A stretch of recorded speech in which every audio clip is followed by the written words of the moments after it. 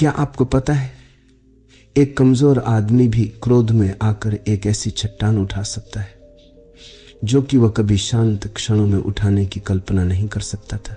क्या आपको पता है, एक क्रुद्ध आदमी अपने से बहुत बलिष्ठ शांत आदमी को क्षणों में परास्त कर सकता है। एक दफा जापान में ऐसा हुआ। वहां एक वर्ग होता है समुराई। वहां के क्षत्रिय हैं वे, उनका धंधा तलवार है और जीना मरना वही उनका शौक है। एक समुराई बहुत बड़ा सैनिक था, बहुत बड़ा सेनापति था। उसकी पत्नी से उसके घर में जो नौकर था उसका प्रेम हो गया। वहां यह रिवाज था कि अगर किसी की पत्नी से किसी का प्रेम हो जाए तो वह उसे द्वंद्व युद्ध के लिए ललकारे, तो दो में से एक मर जाएगा। जो शेष रहेगा, पत्नी से उसका विवाह हो जाएगा या पत्नी उसकी होगी। उसके नौकर का समुराय एक बहुत बड़े सेनापति की पत्नी से प्रेम हो गया। सेनापति ने कहा, पागल, अब द्वंद्व युद्ध के सिवाय कोई रास्ता नहीं है। अब हम लड़ेंगे। अब तू कल तलवार लेकर सुबह आ जा। वह तो बड़ा घबराया।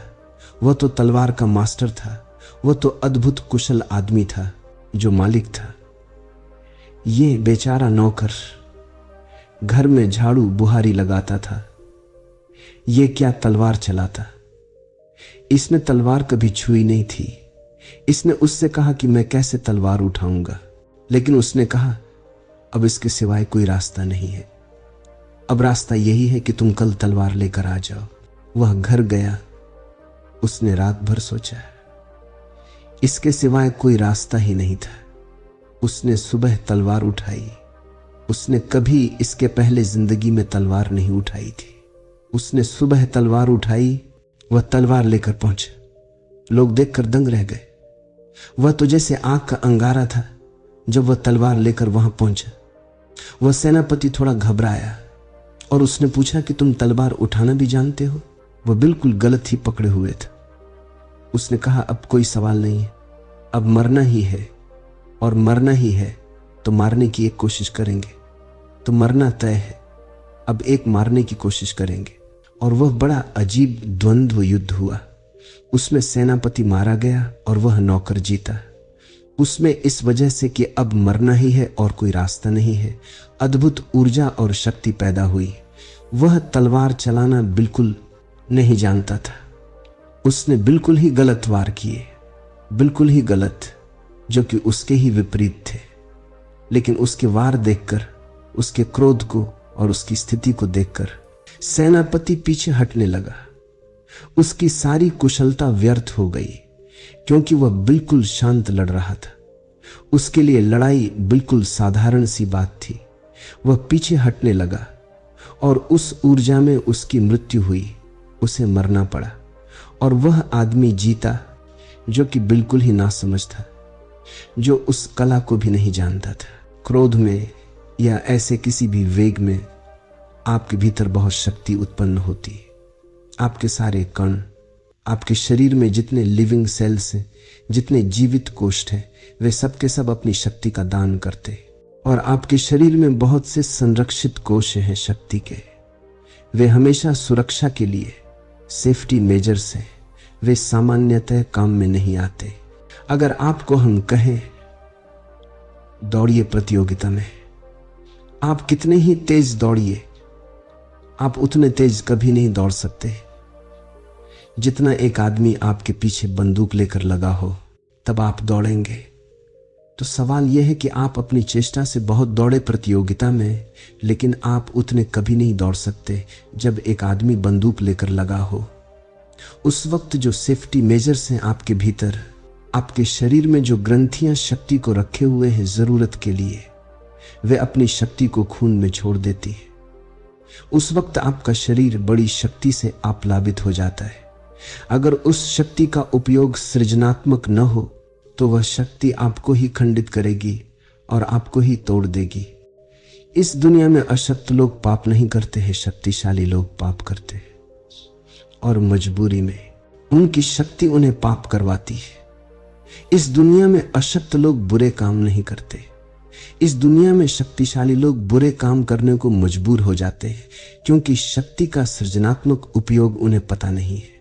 इसलिए जितने अपराधी हैं, जितने पापी हैं, उन्हें आप शक्ति का स्रोत समझिए, और अगर उन्हें संपर्क मिल जाए तो उनकी सारी शक्तियां अद्भुत रूप से परिवर्तित हो जाती हैं। इसलिए आपको पता होगा, धार्मिक इतिहास में ऐसे सैकड़ों उदाहरण हैं जबकि पापी क्षण भर में पुण्यात्मा हो गए हैं, और उसका कुल कारण इतना है कि शक्तियां बहुत थीं, केवल ट्रांसफॉर्मेशन की बात थी, एक जादू का संपर्क चाहिए था और सब बदल जाएगा। अंगुलीमाल ने इतनी हत्याएं की, उसने 1000 लोगों की हत्या करने का व्रत लिया था, उसने 999 लोगों की हत्या करके माला पहन ली थी। उसे आखिरी आदमी चाहिए था। जिस जगह खबर हो जाती थी कि अंगुलीमाल है, वहां रास्ते निर्जन हो जाते थे, क्योंकि वहां कौन चलता? वह तो देखता ही नहीं था, विचार ही नहीं करता था, जो आया उसकी हत्या करता था। खुद बादशाह प्रसेनजित जो था बिहार का, वह डरता था, उसकी छाती कंप जाती थी अंगुलीमाल का नाम सुनकर। उसने बड़े सैनिक वहां भेजे, लेकिन अंगुलीमाल पर कोई कब्जा नहीं हुआ। बुद्ध उस पहाड़ से निकलते थे, गांव के लोगों ने कहा, इधर मत जाइए, आप एक निहत्थे भिक्षु हैं, अंगुलीमाल हत्या कर देगा। बुद्ध ने कहा, हम तो जो रास्ता चुनते हैं उस पर चलते हैं और किसी की वजह से उसको नहीं बदलते, और अगर अंगुलीमाल यहां है तो हमारी और भी जरूरत हो गई है कि हम वहां जाएं। अब देखना यह है कि अंगुलीमाल हमें मारता है या हम अंगुलीमाल को मारते हैं। तो लोगों ने कहा, बड़ी पागलपन की बात है, आपके पास कुछ भी नहीं है, आप अंगुलीमाल को मारिएगा। निहत्थे कमजोर बुद्ध और अंगुलीमाल बड़ा बिल्कुल दैत्य जैसा आदमी।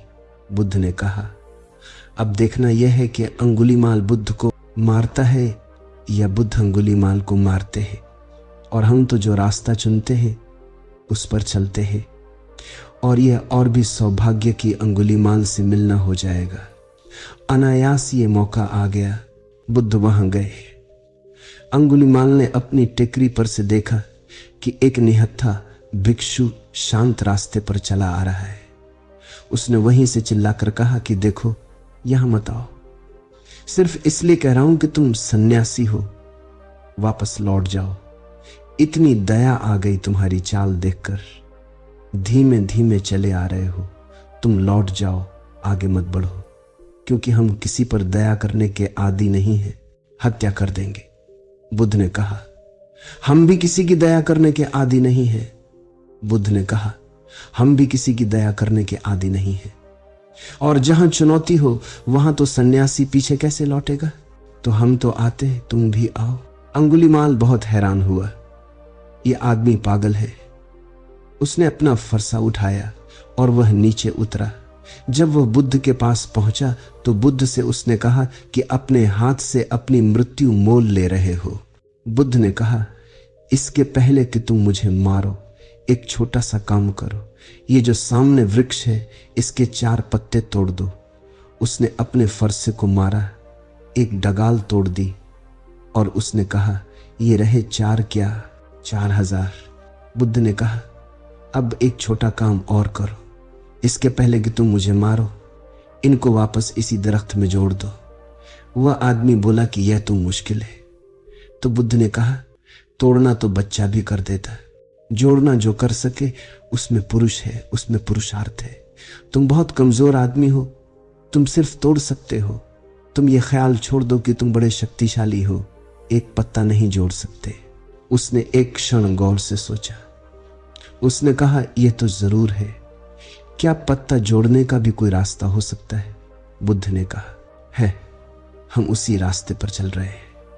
उसने गौर से देखा और उसके स्वाभिमान को पहली दफा यह पता चला, मारने में कोई मतलब नहीं है, मारना कमजोर भी कर सकता है। तो उसने कहा, मैं तो कमजोर नहीं हूं, मैं अब क्या करूं? बुद्ध ने कहा, मेरे पीछे आओ।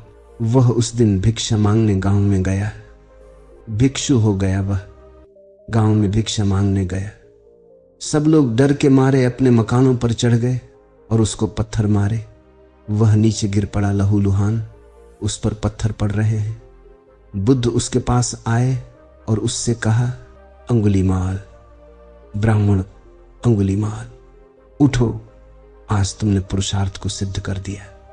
जब उनके पत्थर तुम्हारे ऊपर पड़ रहे थे तो तुम्हारे हृदय में जरा भी क्रोध नहीं आया, और जब तुम्हारे शरीर से लहू गिरने लगा और तुम जमीन पर गिर गए तब भी तुम्हारे हृदय में उनके प्रति प्रेम ही भरा हुआ था। तुमने अपने पुरुष को सिद्ध कर दिया और तुम ब्राह्मण हो गए।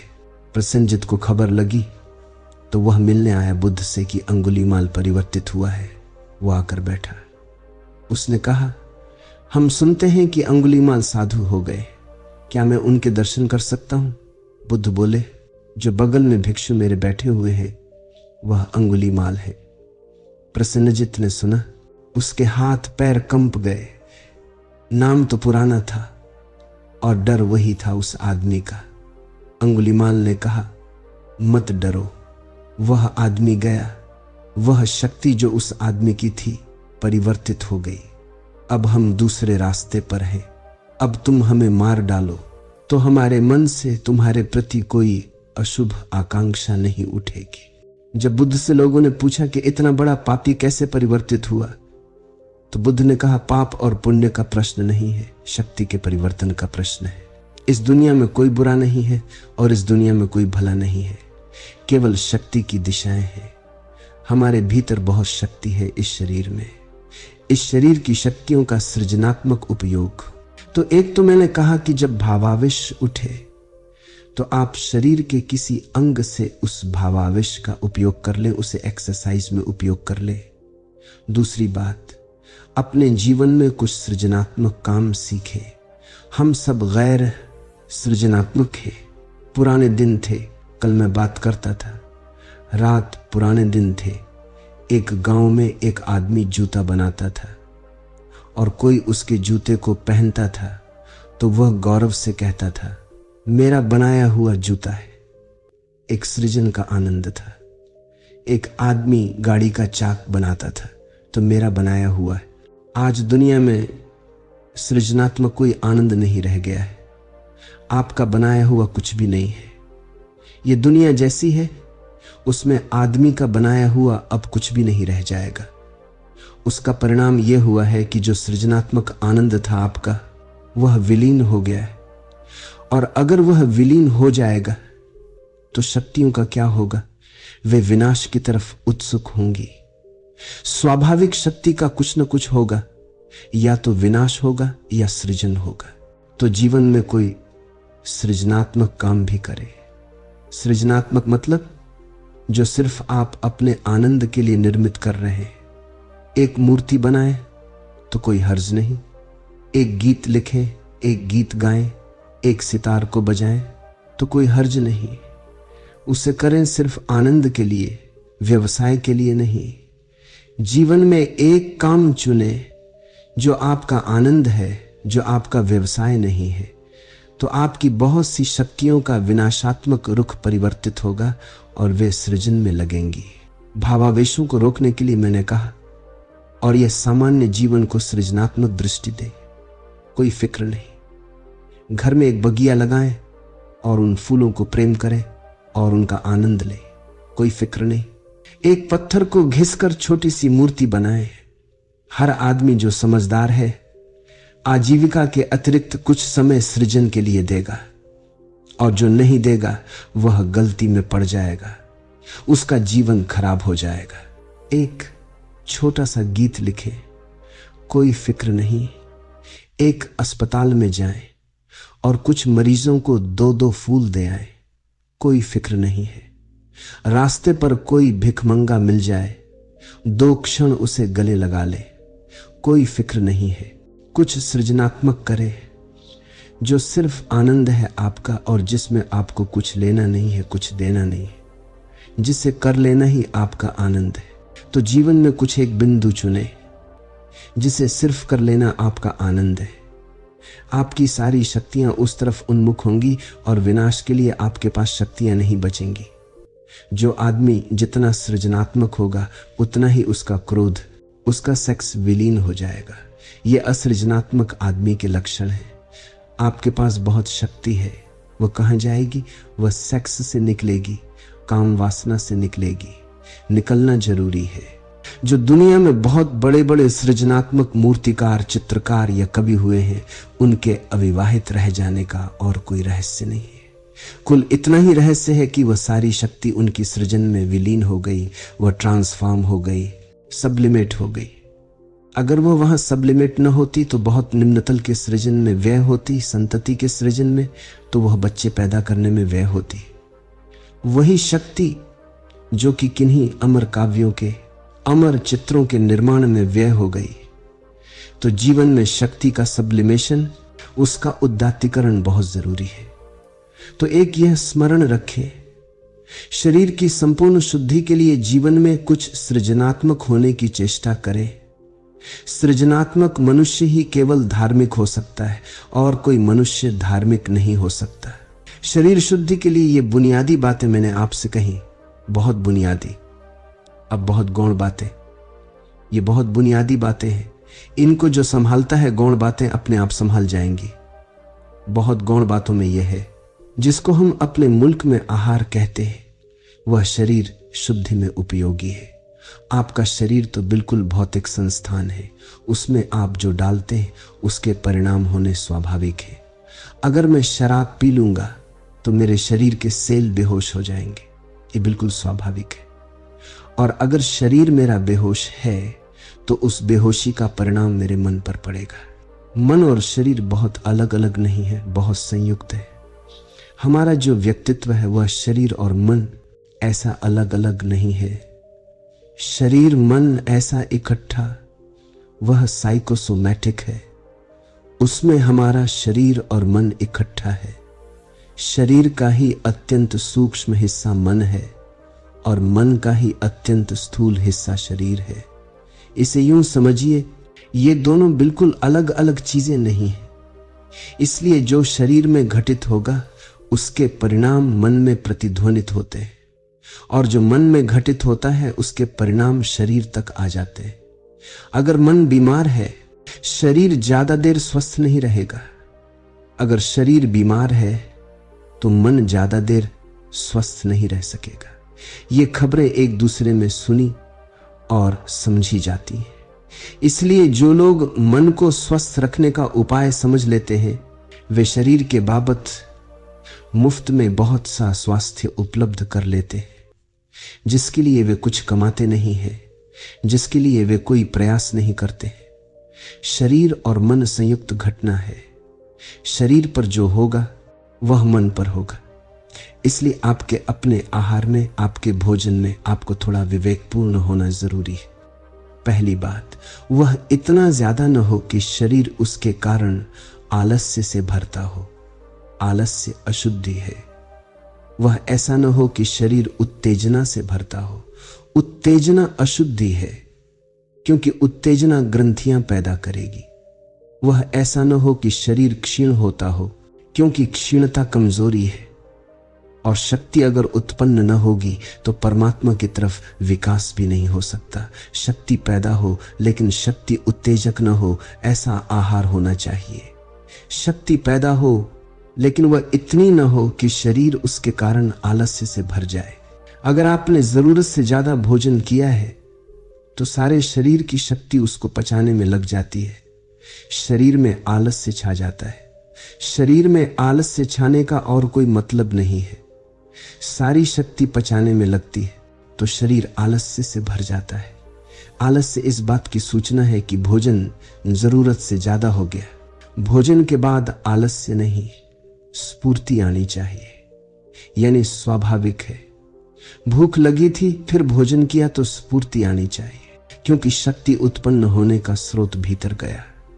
लेकिन आपको तो आलस्य आता है।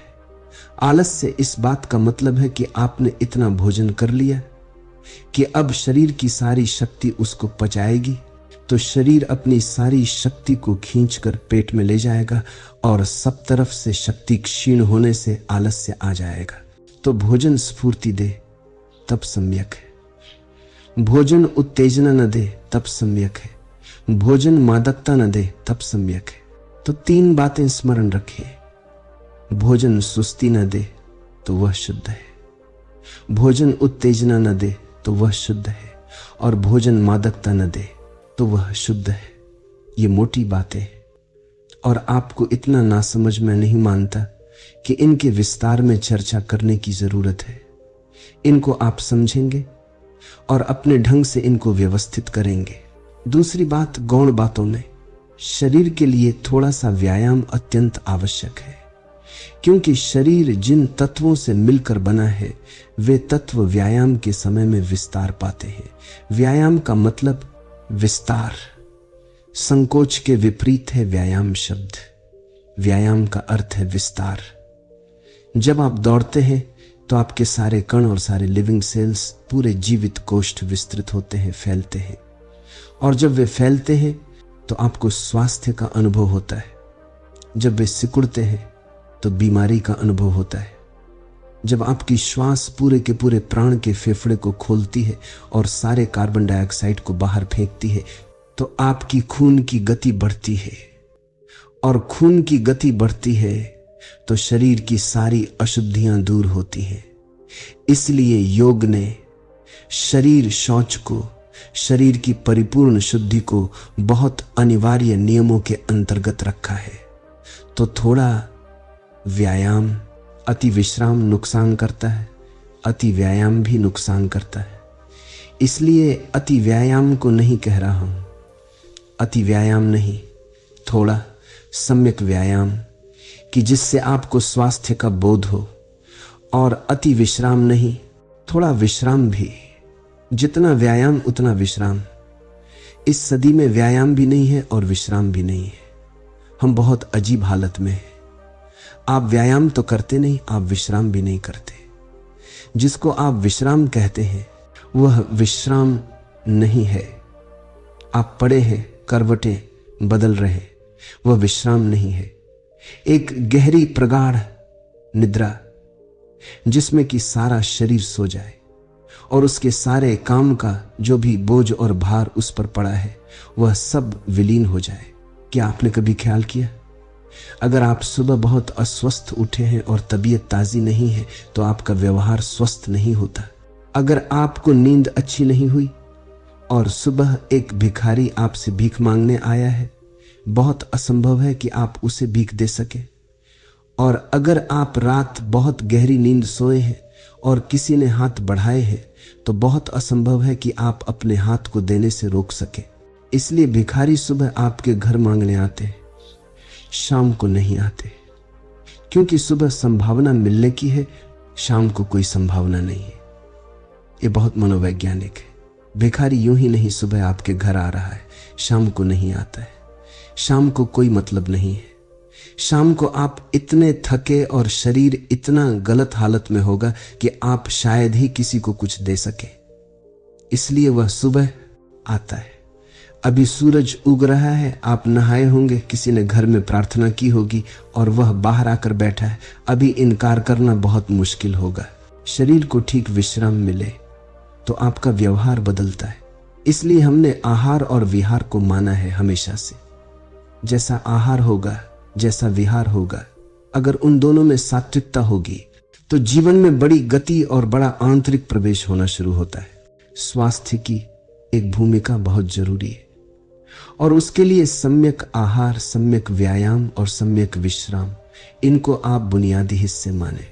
विश्राम भी करने के लिए कुछ समझ चाहिए, जैसा व्यायाम करने के लिए कुछ समझ चाहिए। विश्राम करने के लिए समझ चाहिए, शरीर को छोड़ने की समझ चाहिए। वो हम रात्रि को जब ध्यान करेंगे तो उससे आपको समझ में आएगा कि उस ध्यान के बाद अगर आप विश्राम करते हैं तो विश्राम वास्तविक होगा। हो सकता है यहाँ कुछ मित्र हों जो शारीरिक रूप से बहुत व्यायाम न कर सकते हों, न जा सकते हों, जंगल और पहाड़ न चढ़ सकते हों। उनके लिए मैं एक दूसरा प्रयोग कहता हूं। वे केवल 15 मिनट को सुबह उठकर स्नान करने के बाद एकांत कमरे में लेट जाएं, आंख बंद कर लें और कल्पना करें कि मैं पहाड़ियां चढ़ रहा हूं और दौड़ रहा हूं। सिर्फ कल्पना करें, कुछ न करें।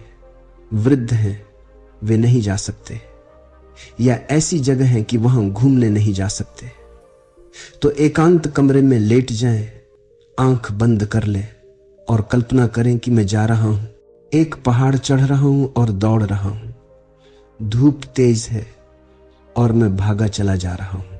मेरी श्वास जोर से बढ़ रही है और आप हैरान होंगे। आपकी श्वास बढ़ने लगेगी और आपकी इमेजिनेशन, आपकी कल्पना जितनी प्रगाढ़ होती जाएगी, आप 15 मिनट में पाएंगे कि जो घूमने का फायदा था वह मिल गया है।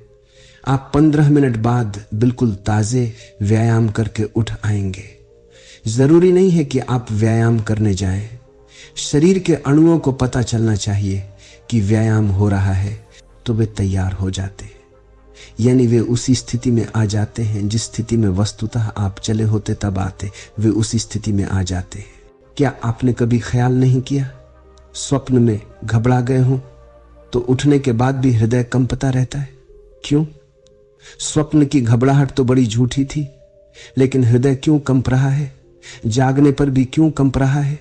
हृदय तो कंप गया। हृदय को बिल्कुल पता नहीं है कि यह स्वप्न में घटना घटी कि सच में घटना घटी। हृदय को तो पता है कि घटना घटी, बस। तो अगर आप इमेजिनेशन में भी व्यायाम करते हैं तो फायदा उतना ही हो जाता है जितना कि वस्तुतः व्यायाम करिए। कोई भेद नहीं पड़ता। इसलिए जो बहुत समझदार थे इस मामले में, उन्होंने बड़ी अद्भुत तरकीबें निकाल ली थी। अगर उन्हें आप एक जेल में भी बंद कर दें तो उनके स्वास्थ्य को कोई नुकसान नहीं पड़ेगा, क्योंकि वे 15 मिनट विश्राम करके और व्यायाम कर लेंगे। तो इसको भी करके देखें। जो नहीं जा सकते हैं, नहीं जाने की स्थितियों में हैं, वे इसका प्रयोग करें। और निद्रा के लिए रात्रि का जो ध्यान है उसके बाद निद्रा करें।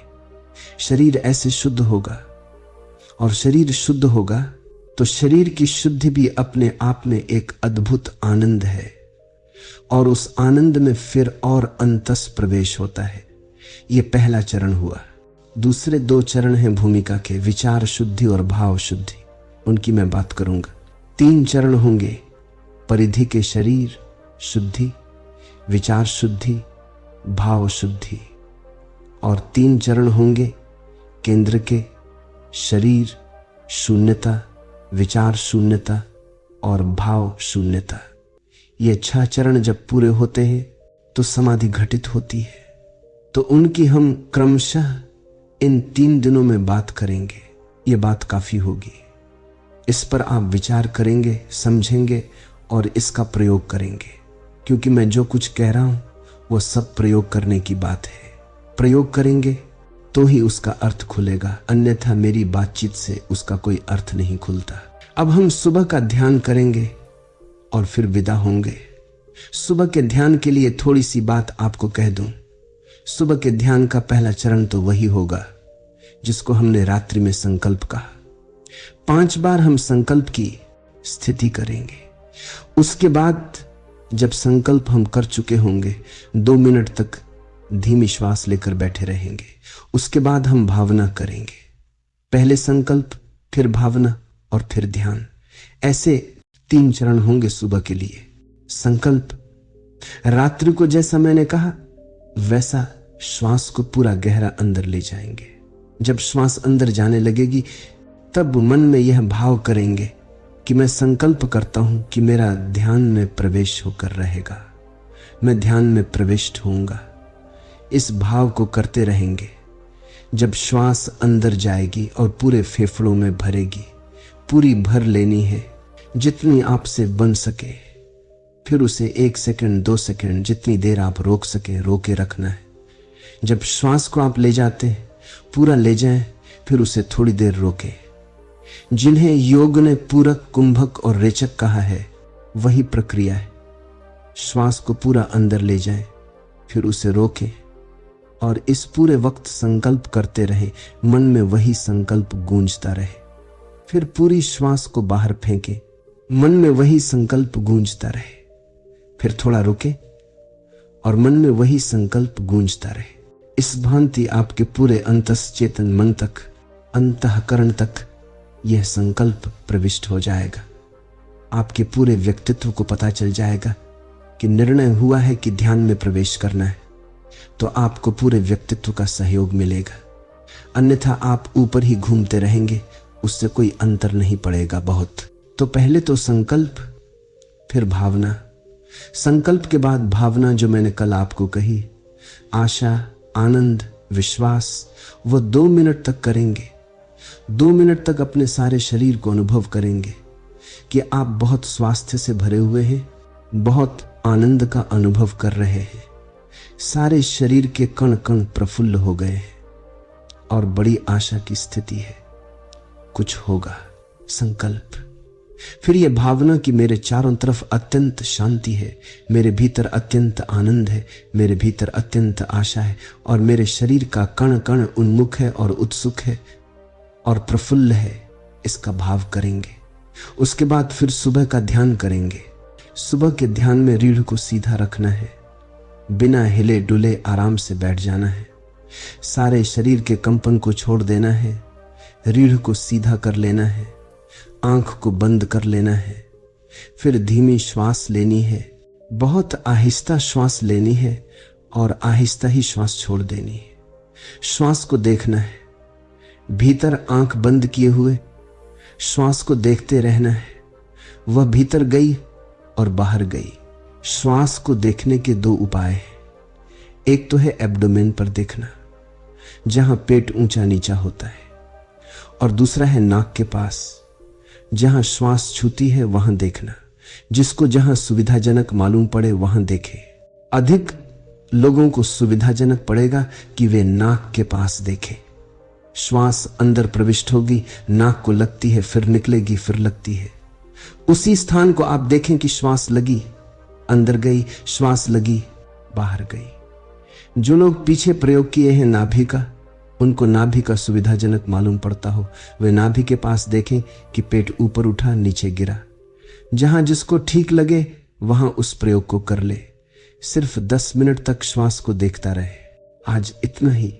मेरी बातों को इतने प्रेम और शांति से सुना, उससे बहुत बहुत अनुग्रहित हूं और अंत में सबके भीतर बैठे परमात्मा को प्रणाम करता हूं। मेरा प्रणाम स्वीकार करें।